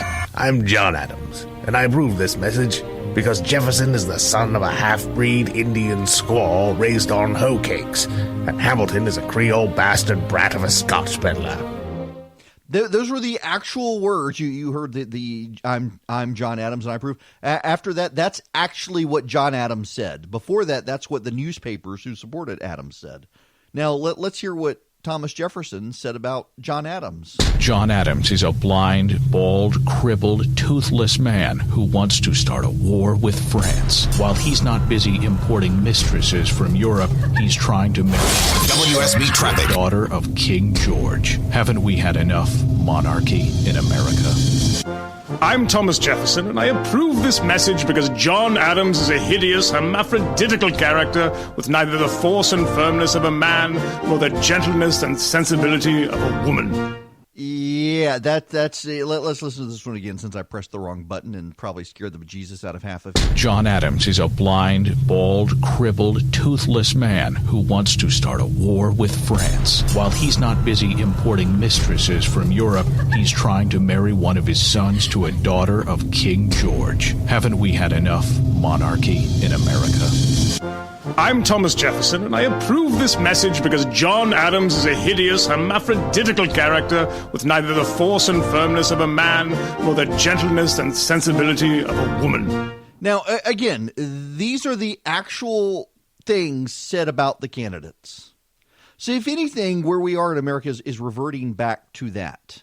A deeply divided country, and we were a very deeply divided country in 1800, and there was an urban-rural divide in that election. And here we are as the president faces impeachment and the calls for impeachment grow. And yesterday the president gave them something else to talk about. Standing on the outside the White House, the president urging China to investigate the Bidens. I would think that if they were honest about it, they'd start a major investigation into the Bidens. It's a very simple answer. They should investigate the Bidens, because how does a company that's newly formed, and all these companies, if you look at, and by the way, likewise, China should start an investigation into the Bidens, because what happened in China is just about as bad as what happened with Ukraine.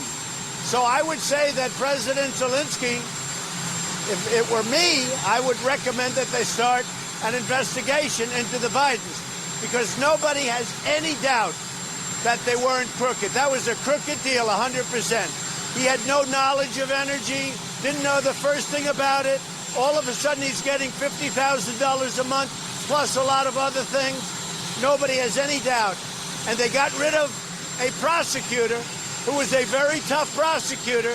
They got rid of him. Now they're trying to make it the opposite way, but they got rid. So if I were the president, I would certainly recommend that of Ukraine. Yeah, he would look at this. Here's the thing. There are two ways to look at this. There's the way the media is looking at it, that this is the president trying to get China to pursue his political opponent and his political opponent's son. And that's a fair, reasonable interpretation. We'll get into the Volcker text messages here in a minute. That's becoming another big part of this.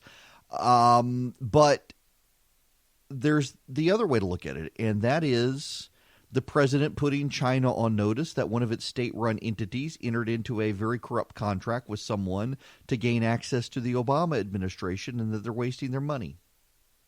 It's legitimate interpretation. That's as legitimate as the other.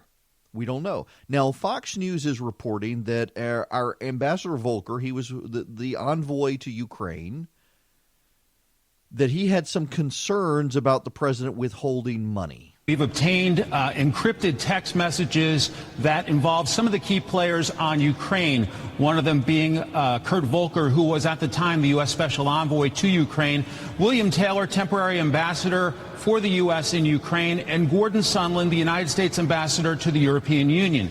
The exchange started on September 9th when the Intelligence Community Inspector General Michael Atkinson revealed the existence of a whistleblower related to Ukraine.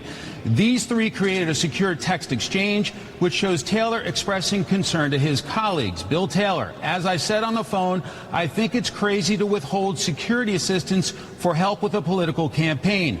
Gordon Sondland, Bill, I believe you are incorrect about President Trump's intentions. The president has been crystal clear. No quid pro quos of any kind. The president's trying to evaluate whether Ukraine is truly going to adopt the transparency and reforms that President Zelensky promised during the campaign. I suggest we stop the back and forth by text. So then the discussion was taken offline, and lawmakers are likely learning more about this exchange right now with Volker behind closed doors here on Capitol Hill. There's also a reference to concerns about an interview being given, but the context of that is unclear. Bill Taylor, the nightmare is they give us the interview and don't get the security clearance. The Russians love it, and I quit. Counting on you to be right about this interview, Gordon. Gordon Sondland, Bill, I never said I was right. I said we are where we are and believe we have identified the best pathway forward. Let's hope it works. Fox News has reached out to all three players, Taylor, Sondland, and Volker. Volker still behind closed doors here on Capitol Hill, and we will update this breaking story should we get any more context or comment from them. Yeah. This is going to play out very interestingly over time as we continue to learn more about this. But, you know, there really is still, as I said in the first hour, this division shaping up. And I think Republicans need to have a conversation with themselves about this. I wrote about this morning, actually, over at The Resurgent. If you go to theresurgent.com, you can find it. And I think it is something that Republicans do need to wonder about and consider. And what would it take to get Republicans to impeach the president? What would they have to find? And you know, listen, there are friends of mine, who they really would vote for the president if he murdered someone on Fifth Avenue because they hate the Democrats that much. They are genuinely committed to the idea that Democrats want to destroy their way of life. But what about people who haven't gotten there yet? What would it take? If Barack Obama had asked China or Ukraine to investigate a Republican rival, would you want him impeached? Now, there are people who believe that that's what the Steele dossier was about. It appears to have been a Clinton effort, but there are a lot of people who believe that the FBI was investigating Donald Trump on the campaign trail, trying to see if the Russians were trying to help him get elected. And that's fair. But okay, let's say you believe that. Now, Donald Trump has expanded the precedent to actually calling world leaders and urging their cooperation to look into a campaign rival. And let's just say hypothetically, let's just say he did withhold U.S. aid to Ukraine to pressure Ukraine to look at Joe Biden. Is that impeachable to you? Let's say he did it. There's no evidence of it. Let's be clear. There's no evidence at all. Actually, there is some evidence now. We got the Volker text. This is the president's envoy to Ukraine, or what? Not Volker, or one of the other guys who was involved in Ukraine, suggesting that's what it was. That's the only evidence we have. We don't actually know. Let's just say it was. The president, the Congress appropriated the money. They gave the president no discretion to withhold the money, and the president withheld the money anyway to pressure Ukraine. Is that impeachable to you? Is him taking the Article 1 power of the purse for himself, is that impeachable? What would it get you to impeach? Because you don't have to just worry about this president. You do have to worry about what the next president does. If the Democrats fundamentally believe that President Trump steered and withheld American dollars to pressure a foreign government to go after his political rival, and Republicans are all okay with it, what's to stop the Democrats from doing it too? And just as there are a lot of Republicans who think that President Obama did use the power of the American government to investigate Donald Trump, now suddenly we've got a Republican president trying to use the powers of foreign governments to investigate a rival. So then what happens with the next? Where do you cut it off? Where do you stop the president? Can you stop the president? We don't have to come to a decision. There's no evidence. Again, there's no evidence right now that any of this happened. But if the evidence does start to show up, and the pattern seems to become a practice, do you impeach? And do you go with Mike Pence? Or do you say, well, Donald Trump's the only thing protecting us from them? Do you not think that there will be a lot of Americans in the middle who think, this is deeply concerning, maybe we should go with Mike Pence? But there's something else here, too. Now that I got Democrats who are listening, nodding along with me, let me ask the Democrats a question. You think this is a legitimate investigation and legitimate whistleblowing, but I want you to listen to this from Jake Tapper. We have two major breaking news stories for you right now. First, this from CNN. A source familiar with the whistleblower investigation tells me that the political bias referred to by the intelligence community inspector general is that the whistleblower is a registered Democrat. That is the bias. The IG acknowledged the bias in his statement, though he said that didn't change the facts of the whistleblower complaint. The attorney for the whistleblower, Mark Zaid, declined to give us a comment. So we've got the whistleblower's a Democrat who went to Adam Schiff in advance, coordinated the release. We've got Democrats running interference for Adam Schiff on this. The Democrats don't want to admit there was coordination, even though it is abundantly obvious at this point, and the New York Times is reporting on a level of coordination. You and I both know that even though they're all denying the extent of it, you and I both know that there was coordination. We all know there was coordination. Listen, though, to MSNBC trying to push back on this morning. This is Ken Delanian, who is a MSNBC reporter who is constantly pushing Democratic talking points. He is constantly taking the Democratic position. Listen to this. Explain why the president's allies are seizing on that soundbite from Adam Schiff and what the congressmen and the people around him are saying. Hallie, because it wasn't true. And Adam Schiff has acknowledged to Sam Stein, the questioner there, that was a regrettable lapse on his part because, in fact, his office, an aide to Schiff, did speak to the whistleblower. But it's also important to point out the sequence here, Hallie. And, in fact, there is no evidence that Adam Schiff orchestrated this complaint. Here's what happened. This person, a CIA officer, had conveyed his complaints to the CIA general counsel through a colleague, but then became concerned because the CIA general counsel alerted the White House, and the whistleblower thought the complaint was being mishandled. So he went, as many intelligence officers do almost routinely, he went to the Oversight Committee, the House Intelligence Committee, Adam Schiff's office. How do we know that many officers routinely do this? How do we know? And described in vague terms, we're told, the nature of his complaint. And the staff told him what they tell other people who come forward to them. Go to the inspector general. You may want to hire a lawyer, but file a formal complaint with the inspector general. Do you believe this? Because I don't believe it. I know enough how Washington works that I know not to believe this, and yet you've got the media peddling it with a straight face. They're willing to believe the Democrats on this, and they're willing to jump to the worst possible conclusion on the president. So while I'm saying Republicans have some time but do need to think about what you would do, what would it take to impeach the president, let me ask the Democrats, why should we reward partisans in the intelligence bureaucracy working with Democrats to bring down the president? Isn't that a dangerous thing to do?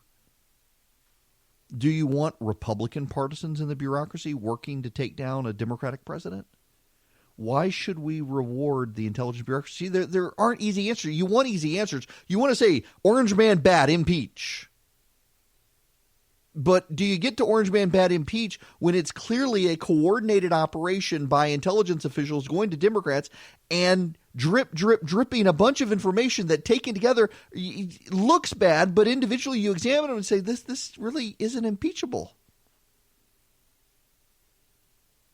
Do you really want to do that? Because, you're worried about the precedent of the president. What about the precedent of these bureaucrats? That should trouble you, too. Welcome back. The phone number, 877-97-ERIC, 877-973-7425. I want to play this audio from Van Jones on CNN, who kind of captures the conundrum the Democrats are in. Yeah, it's interesting because it's a tricky thing, the impeachment process, because for some Republicans, it makes them want to rally around the flag. And I remember when I was anti-Bill Clinton from the left in the 90s, and then they tried to impeach him. And suddenly Clinton was my best friend. You became a devil. I was out there, hey, leave Bill Clinton alone. So I think, you get cross currents in this thing. At the same time, Democrats are in a lose-lose situation. Democrats are in a lose-lose situation. You can see Republicans rally. In fact, you're seeing a massive influx of donations to the president's reelection campaign from Republicans. Now, there are some who, on the right, who don't like the president at all and have never liked the president. And they're not going to like the president. And they see this as just another example of an excuse for Republicans to go away. An excuse for Republicans to ditch the president. But then you have people like Rashida Tlaib saying that the Democrats want to find ways to arrest Republicans. I want to play that audio for you when we come back. And I want to talk a little more about Adam Schiff when we come back. Right now, actually, you know what? I got time. I misread the clock. Let me play this audio from Rashida Tlaib. So let me tell you, this is pretty, and this is the last caucus conversation we've had. Do you know this is really unprecedented? This is the first time we've ever had a situation like this. So they're trying to figure out, no joke, they're trying to figure out, well, is it the D.C. police that goes and gets them? No. Where do we hold them? I mean, this is the kind of, I'm not in those kinds of conversations, but I'm asking, what happens? And they're like, well, Rashida, we're trying to figure it out ourselves because this is uncharted territory. I'm sorry, I know, but no, I'm telling you that they're trying to be like, well, where are we going to put them? Where are we going to hold? No, I mean, those are the kinds of things they're trying to tread carefully. I mean, this is, I'm like you all. I ask the same questions. Well, what happens when they don't comply? I mean, the fact of the matter is, we held Barr and Secretary Ross from Commerce, the Secretary of Commerce, in contempt. Well, what happens if they don't continue to not comply? And everybody's looking at each other. We're like, we haven't had this ever happen before. So I just want you to know I will relay your message. I will tell them they can hold off those people right here in Detroit. There you go. We'll just round up all the Republicans and throw away the key. We'll round them up and throw them in jail. Yeah, I don't think this is going to work so well for a lot of people to hear this from a Democratic member of Congress. Okay.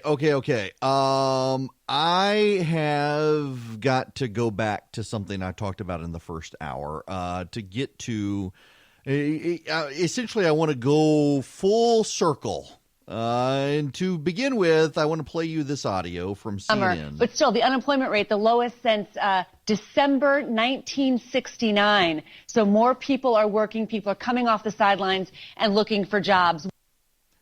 1969. The unemployment rate is the lowest it's been since 1969. Since what? Since Richard Nixon got elected. How do you impeach the president when we have the best unemployment since, since 1969. And for women, it is the best employment rate since 1953. But wait, there's more. There is more. The unemployment by race, Hispanic unemployment fell to 3.9%. That's a survey low. Black unemployment at 5.5%, also a survey low, but unchanged. And the labor force participation rate at 63.2%, also unchanged. And of course, there you go. The labor force participation rate, all of this. If you look at the map of the United States. Oh, Lord, there's Hillary Clinton. Sorry. Auto-loaded from the RNC's YouTube page. Y'all, it's an interesting situation here where you've got the president's Re-elect numbers right now are the best they've been since he was president.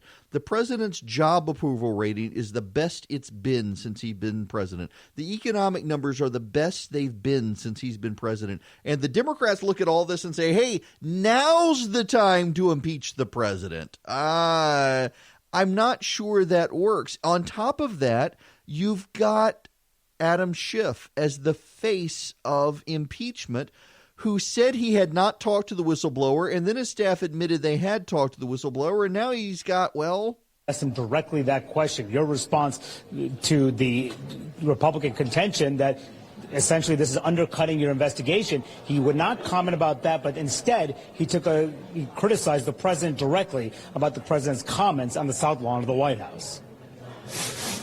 I'm not going to comment at all until after the hearing, except to say that I think the president's once again inviting foreign interference in our election is repugnant and a violation of his oath of office. It endangers our elections and it endangers our security. Yeah, okay. Adam Schiff coordinated with the whistleblower, who is a Democrat. And then we had a series of leaks. What were the leaks? What were the leaks? The leaks were that he asked Australia to look back at 2016. How's that a big deal? The leak was that the president talked to President Xi of China and said he wouldn't make any noise about Hong Kong as long as the trade negotiations were proceeding.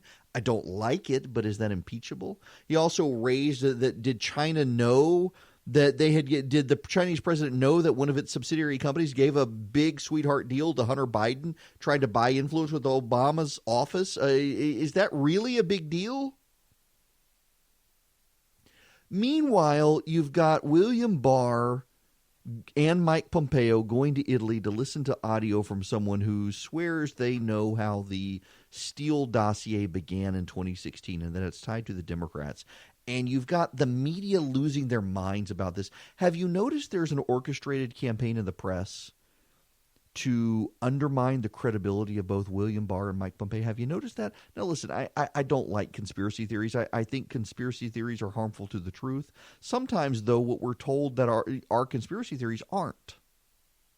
There does seem to be a there. You do have to acknowledge, you do have to admit there does seem to be a there. That the media seems really, really desperate to destroy the credibility of William Barr and Mike Pompeo for merely trying to investigate how did the Steele dossier originate. There is enough data out there. There is enough data out there to suspect that Fusion GPS, the left-wing group, that, by the way, the Fusion GPS, the media doesn't want to pay attention to this. I've reported on this. The Fusion GPS group, that is a Democratic opposition research firm, they actually did work with Natalia Vizhelnitskaya. Remember her? She's the one who actually did go meet with the Trump family in Trump Tower. Turns out there was no there with the meeting. She went in claiming to want to talk about the Magnitsky Act, which involves Russian trade and adoptions in Russia, and claimed she had dirt on Hillary Clinton. There was no there. The Mueller report proves that. Why did she go to them? And is it not curious she had ties to a Democratic opposition research firm? The president wants answers on this. This isn't conspiracy theory. That actually is fact. The president believes, and this is the thing the media doesn't want to appreciate. They can't appreciate it because the media denies it. Rightly or wrongly, conspiracy theory or not, the President of the United States of America believes the media and the Democrats coordinated with foreign entities to try to destroy him in 2016. The President of the United States believes that the Steele dossier came from foreign intelligence and was designed to embarrass him. Remember, the P-tape is real. But we know from the Mueller investigation, the P-tape, while real, is a fraud. It was designed to look like President Trump in a Russian hotel room with prostitutes doing acts we won't discuss on radio. And it turns out, yeah, the tape is real. The tape was filmed, but it wasn't Donald Trump. It was designed for blackmail and became part of the salacious Christopher Steele dossier. Who pushed the dossier? Who put up the money? Where did all of this come from? And was it the Democrats trying to work with foreigners to undermine Donald Trump? Whether you think it's a conspiracy theory or not, and I kind of do, the president's convinced it's true, and he wants answers. And so he sent William Barr out to get answers. And so what is the media doing? The media is trying to discredit William Barr. And that, to me, just is a big red flag that maybe there is a there. Maybe there is something going on. Maybe there is. I mean, listen to John Brennan. John Brennan, super hyper-partisan, was on TV. He worked for Obama. He was Obama's DNI or CIA director or what have you. Listen to John Brennan. I remember William Barr, when he was testifying in front of Congress, he said he didn't understand the predication of the counterintelligence investigation that was launched into Russia's interference in the 2016 election. I don't understand the predication of this worldwide effort to try to uncover dirt, either real or imagined, that would discredit that investigation in 2016 into Russian interference. On one hand, the Obama administration is crucified for not doing enough. Mm-hmm. And now they're looking for what we might have done in order to try to understand better and to prevent the Russian interference. And I do agree, it's not just that Trump doesn't care about Russian interference. I think he is hoping that he's going to get it, because he knows that Russia interfered on his behalf. And I think as he sees his political fortunes dwindling, I think he really is hoping that his pal Vladimir is going to come through once again and help him get elected in 2020 if he's going to be in office by then.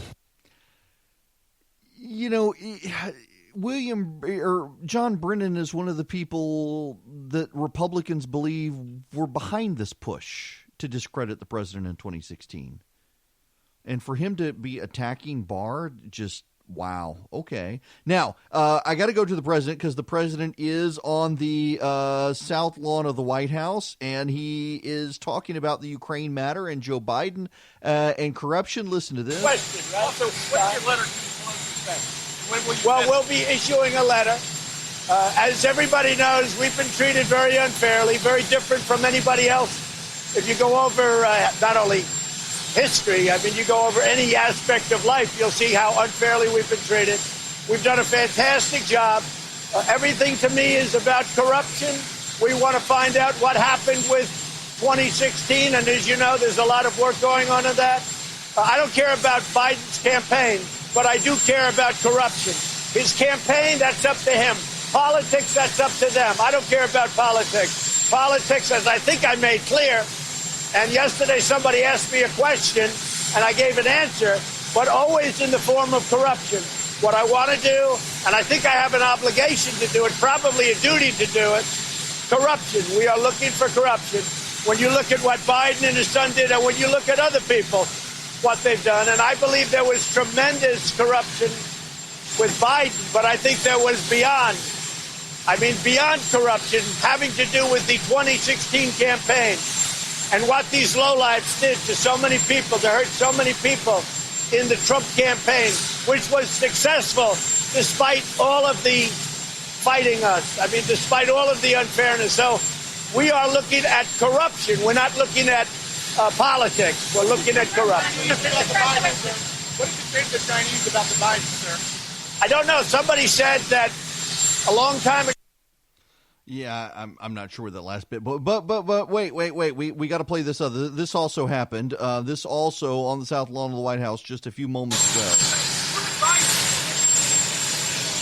We're investigating corruption.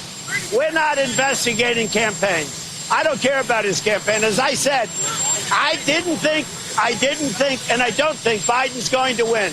All right, I don't think. And maybe to answer your question, when you say who is going to win, I'd rather not make a prediction, but I do have a feeling about somebody. But I didn't think, because I've watched Biden over the years, and Biden is not the brightest person. I never thought he was going to win. I never felt he was going to win. If you look at his other two campaigns, he was a 1%er. He got very few votes. He got taken off of the garbage heap by Obama. Obama took him off the garbage heap. So it's one of those things. But I never thought that I didn't think Biden was going to win. I guess everybody has a shot. But I don't think he would be, frankly, my toughest opponent either. And just to finish off, just to finish off, I don't think that he will win. I didn't think he was going to win, and I don't think he was going to win. All right. So this is actually a good track and strategy for the president. If you say Biden's not going to be the nominee, doesn't he just wants to investigate corruption.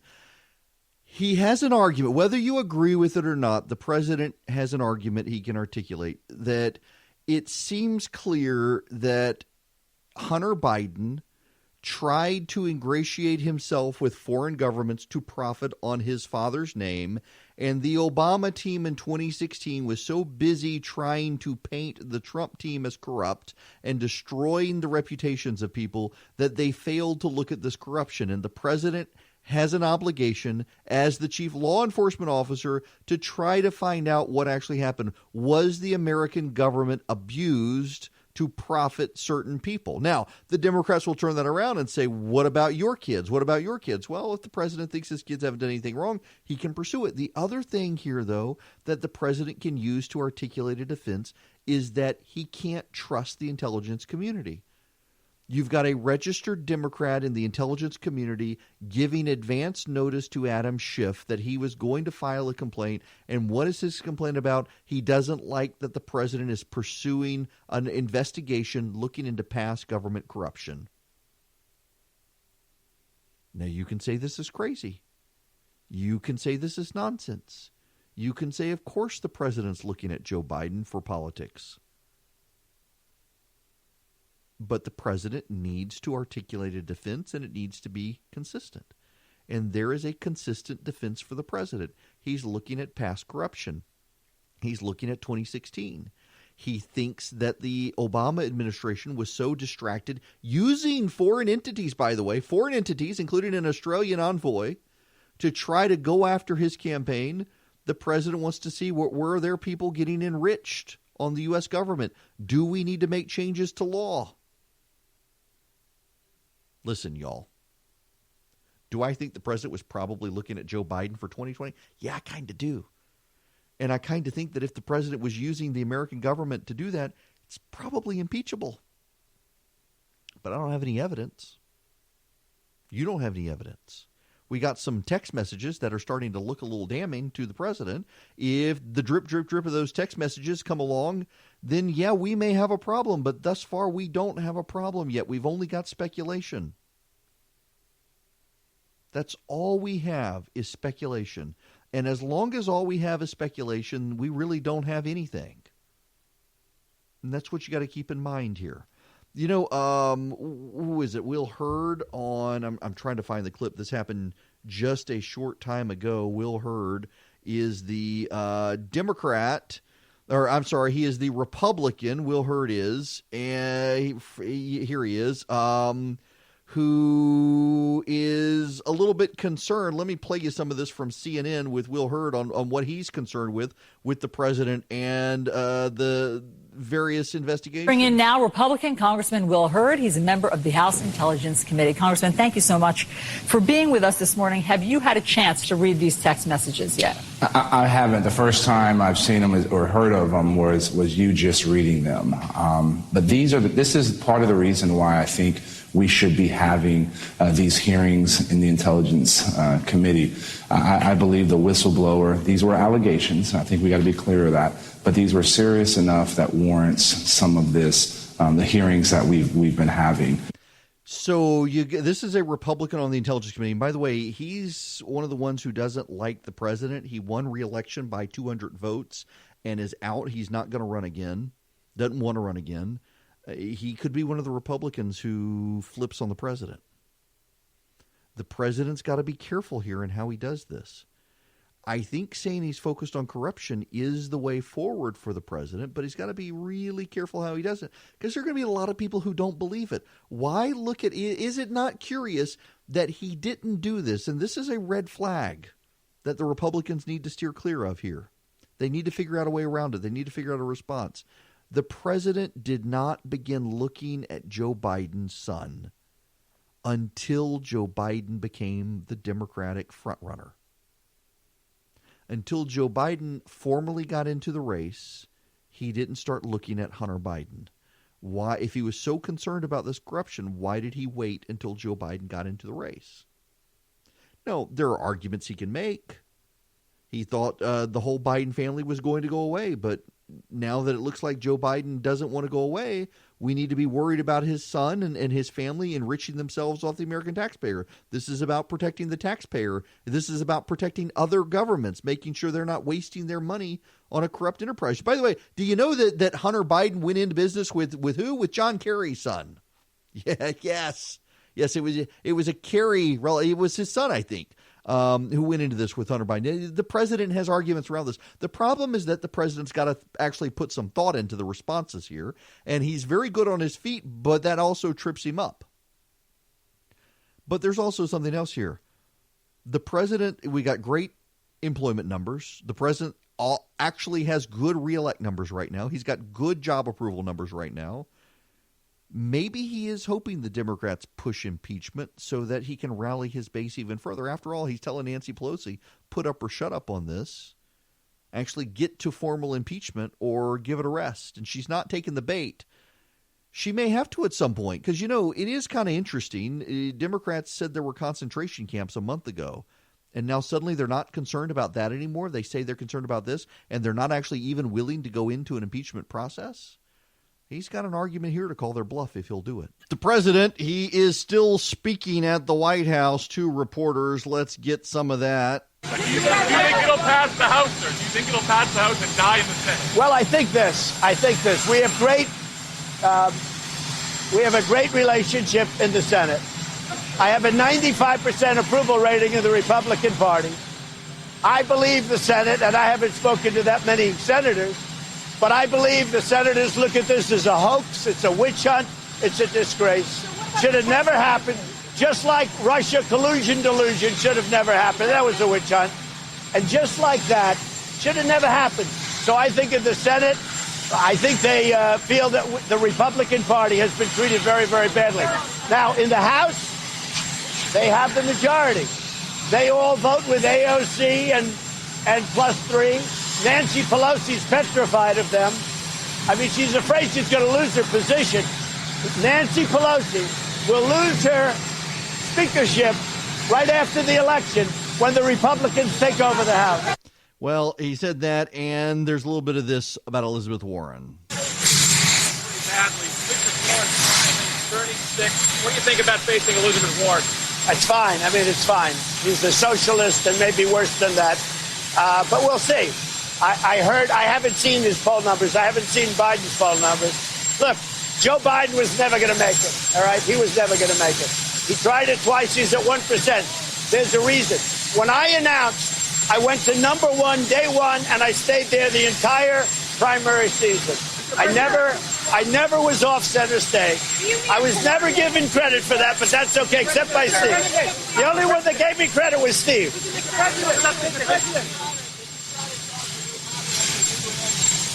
Who? Yeah, I think he's seeing the writing on the wall. He's paying attention to the polling about Elizabeth Warren. He definitely thinks that Elizabeth Warren is going to become the nominee. He said he wants to circle back to the Pocahontas stuff, and I think he'll be able to. Even Democrats now are starting to drop Oppo research where Elizabeth Warren actually used that to advance her story. They've uncovered some video where she claimed that she was denied a job because of it. And now it turns out none of it is true anyway. He's going to circle back to that. But, honestly, getting rid of Biden as the nominee, it helps the Democrats go after Trump more, but it also helps the president. So I guess we'll keep muddy water over the weekend. You guys have a great weekend. I will talk to you on Monday.